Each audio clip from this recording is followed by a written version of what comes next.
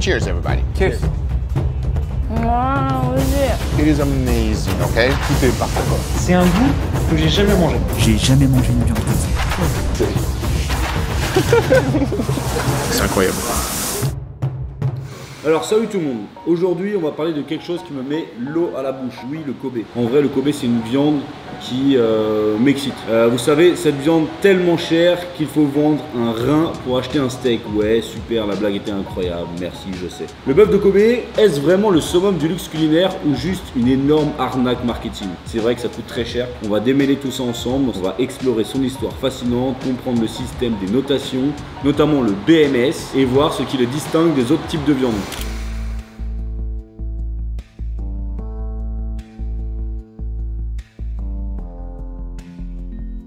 Alors, c'est quoi exactement le bœuf de Kobe? Pour faire simple, c'est une viande de bœuf produite dans la région de Kobe, au Japon. Donc les premières mentions de l'élevage du bétail de Wagyu remontent à plus de 2000 ans. En 1868, pendant l'ère Meiji, le Japon s'ouvre au monde et commence à croiser ses vaches locales avec des races importées. La réputation de cette viande a franchi les frontières de l'archipel et gagné l'Occident. Pendant des siècles, les vaches de la région servirent de bêtes de trait dans les rizières. Manger de la viande de bœuf était alors un privilège réservé à l'empereur et au shogun. Le bœuf de Kobe, considéré comme un trésor national, resta longtemps interdit d'exportation. Il ne se vend que depuis peu, et ouais, genre c'est que depuis 2012 et au marché européen depuis 2014. Ça fait pas longtemps qu'on a droit d'en manger dans nos pays. À l'approche des Jeux Olympiques de Tokyo en 2020, certains éleveurs ont intensifié leurs efforts pour promouvoir ces fleurons de la gastronomie. Alors, la régulation du bœuf de Kobe est très stricte. Il doit provenir de la race de Tajima, être élevé dans la préfecture de Hyogo et respecter des critères précis en termes de marbrage, de poids et même de couleur de graisse. Seuls, j'ai bien dit seuls les bœufs ayant passé ces tests rigoureux peuvent être certifiés comme étant du bœuf de Kobe.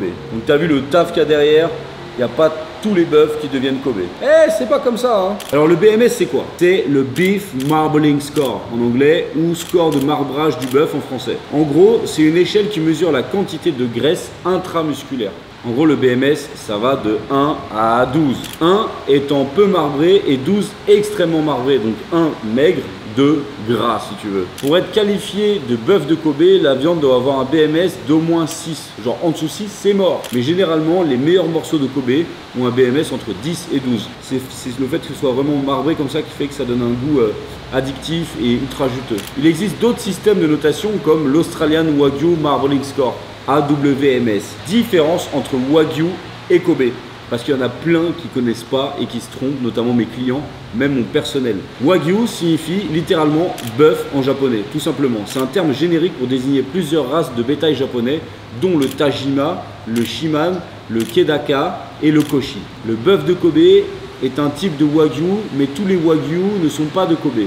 D'accord? Pour être certifié de Kobe, le bœuf, il doit provenir de la race de Tajima, élevé selon des critères très stricts dans la préfecture de Hyogo, dont Kobe est la capitale. En plus du BMS, il y a des critères de poids, de qualité de viande et même de couleur de graisse. Seuls les mâles castrés ou les génisses n'ayant jamais vélé ont droit au label. C'est strict, hein? Chaque région a ses propres méthodes et traditions d'élevage, ce qui donne des saveurs et des textures uniques. Ok, on va parler cash. Le bœuf de Kobe, bah ouais, c'est pas donné. C'est pas compliqué, il y a plusieurs facteurs. Il y a l'élevage intensif, donc les soins spécifiques et la rareté. Chaque étape est contrôlée pour garantir une qualité. C'est là que ça devient intéressant. La question que tout le monde se pose, est-ce que ça vaut vraiment le coup? Pour certains, c'est la meilleure viande qu'ils aient jamais goûtée. Moi, ça en fait partie. Fondante, savoureuse, une expérience gastronomique inoubliable. Réellement, c'est inoubliable. Le bœuf de Kobe, il a ce petit truc en plus. Cette texture beurrée, unique. Mais est-ce suffisant pour doubler ou tripler le prix? À vous de juger. Je vais vous montrer. La teneur en gras est incroyable. Que tu sois boucher ou restaurateur, si tu veux pouvoir vendre du Kobe dans ton restaurant, il faut que tu sois propriétaire de cette statue, il faut que tu sois validé par la préfecture de Hyogo, il faut que tu aies ta petite plaque ici, comme moi, avec toute l'histoire du Kobe. Et tu payes 5 000 € la plaque, tu payes 5 000 € la statue, le certificat et 300 € par an. Puis ensuite tu achètes ton bœuf, dans les à peu près 500 € le kilo une fois que c'est nettoyé. Donc là j'ai pris un filet de Kobe, donc Japan. Et là, tu retrouves la fleur de l'empereur. Donc, ce qui nous valide bien qu'on est sur un Kobe. Voilà, donc ça ressemble à ça. Tu vois bien, on a vraiment le muscle ici qui est très marbré, qui est très beau. On a une finesse, tu vois la couleur. Ça, c'est du Kobe, du véritable. Regarde ça, le Saint Graal. Donc, on va essayer de le goûter cuit, mais aussi cru. Donc, il faut savoir que quand tu as ça dans les mains, bah, c'est quand même des sous. Mais le plus simplement, c'est de le manger juste cuit, aller-retour. On peut pas gaspiller cette viande, tu vois. Là, on va juste un petit peu parer. Alors, toutes les parures, tu peux les garder pour faire, tu sais, de la viande hachée, des steaks hachés, burger, ce que tu veux. Mais en fait, on va le cuire comme ça. Hein. Tu sais que t'as vu, je l'ai même pas nettoyé. Et tout est bon, en fait. Hein. En fait, il y a tellement de graisse dans cette viande qu'on va pas mettre de matière grasse dans la poêle. Donc là, ce que je vais faire, c'est que je vais allumer ma poêle, je vais allumer mon feu, hop, et je vais mettre à fond. Et après, je vais commencer à assaisonner avec du sel. Tu sais, cette viande n'a pas besoin de sauce parce qu'il faut que tu goûtes le goût du produit. Donc, tu mets du sel fin de chaque côté. Et une fois que la poêle est bien chaude, je le mets d'un côté. Et là, ce que je veux, c'est qu'il y ait un saisi.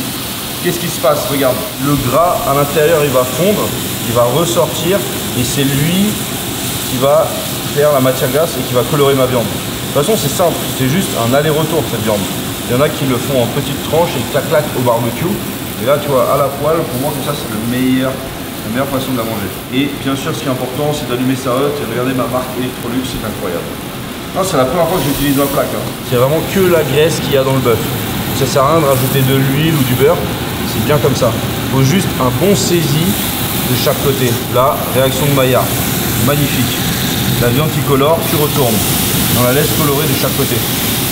C'est la meilleure viande du monde, les gars. Juste, tu colores bien.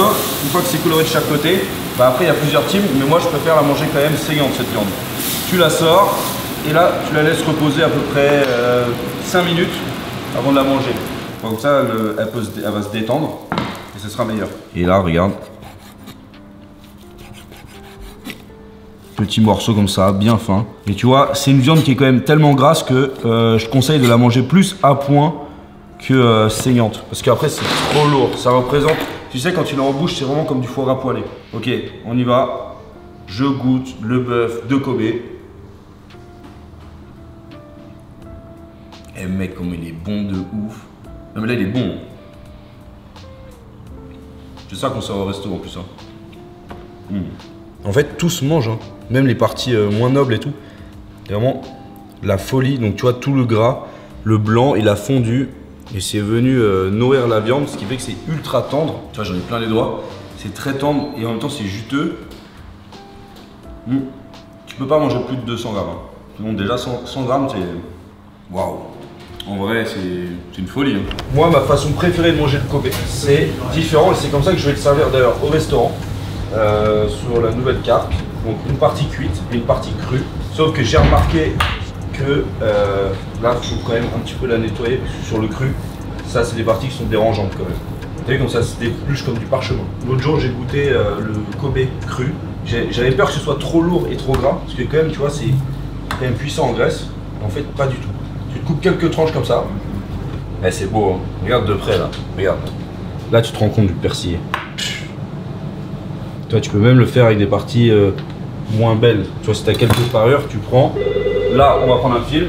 Donc, tu vois, tu prends de la viande, tu la coupes en tranches, tu la mets sur un sulfure. Tu fermes, comme ça.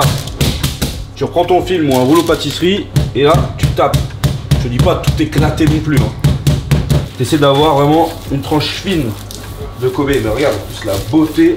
Là, tu peux le mettre directement sur une assiette. Huile d'olive, sel. C'est un délire. Mais nous, on va aller un peu plus loin. C'est qu'on va aller rajouter du caviar. Je vais en mettre, pas forcément beaucoup, mais juste une lignée comme ça. Ça reste quand même une entrée qui va valoir très cher. Ça, dis-toi, je pense qu'il y en a pour au moins 80 balles. Là. Entre le caviar et le Kobe.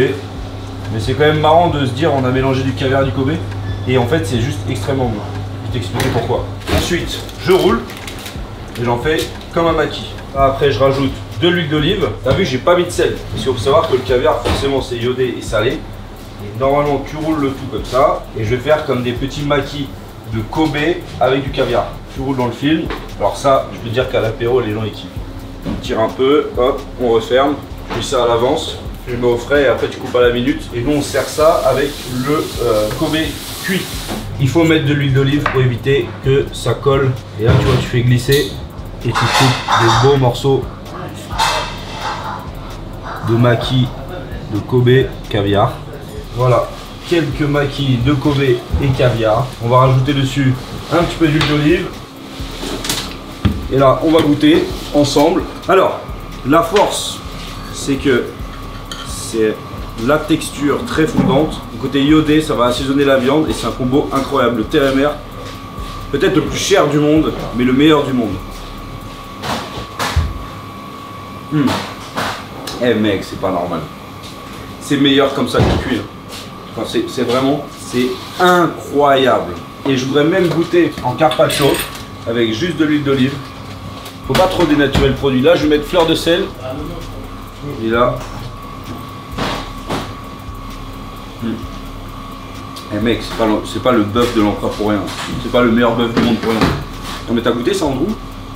Non mais c'est la meilleure chose au monde qui existe. Je suis désolé.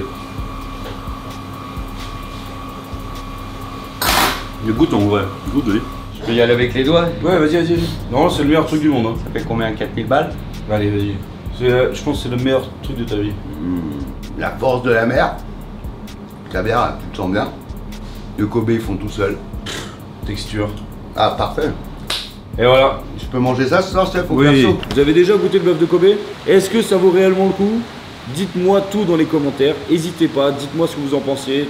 Toutes les expériences que vous avez vécues sur le Kobe. Même sur le Wagyu, c'est important. En tout cas, merci beaucoup d'avoir regardé. Si vous avez aimé cette vidéo, ce nouveau concept, n'oubliez pas de liker, de vous abonner et d'activer la cloche pour rien rater. Ok? Et à la prochaine, là on a parlé du Kobe. Et après, n'hésitez pas dans les commentaires de me dire sur quel sujet vous voulez qu'on parle. En tout cas, c'était trop cool de vous expliquer la vraie histoire du Kobe, du Wagyu. Et donc, moi, j'adore le Kobe et je vous adore. Merci à tous, bonnes vacances. Est-ce que je suis un bon professeur? C'est à toi de me dire. Mets un commentaire.